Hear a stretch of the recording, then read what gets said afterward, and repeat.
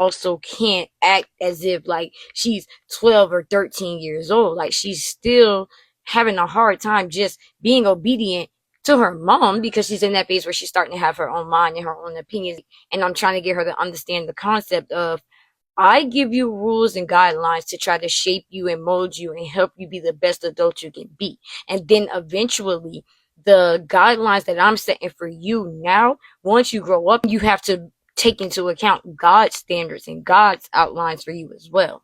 So it gets sticky because it's like, I'm kind of trying to explain to her that if you are not really being respectful and obedient to me as mom, are you going to be able to listen to God's commands? And one of God's commands for you is already to listen to your parents, you know? Long story short, it's just been a matter of it didn't register to me that her behavior has increased negatively after she got baptized. And in my mind, I'm like, okay, her behavior you would think would get better because she got baptized.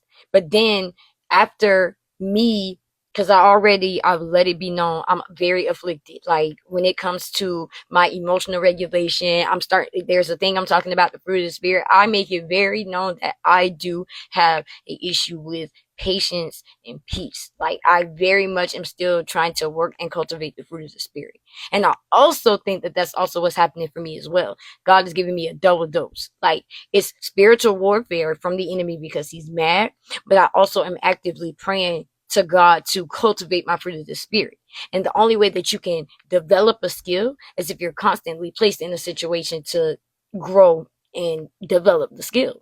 So I pray to God for patience. He's putting me in more situations with my daughter where she's testing my patience. But then it's also, the enemy is also like, yeah, and then you are acting out and not responding the way that God would want you to respond when you're trying to raise this child up. So you're losing on both fronts. You're not cultivating the spirit and you're losing to the warfare. So I feel like I've been failing because it didn't register. Like, girl, this is your warfare too. At the end of each day, you know, even if me and my daughter have our like blow ups and our explosions and our moments, we still know that at the end of the day, God says you do not go to bed angry. God says you do not hold on to anger and don't have forgiveness. Like we pray about the events that transpired between us throughout the day. We talk it out, you know, but even so, even with me, even some of the correction that I'm trying to give her, I still know that some of it is coming from a place of frustration. The verse that says, you know, a loving word will pretty much cause peace, but if you speak something angered or if you speak harshly or angrily, it'll rise up anger. So there have been times I've been trying to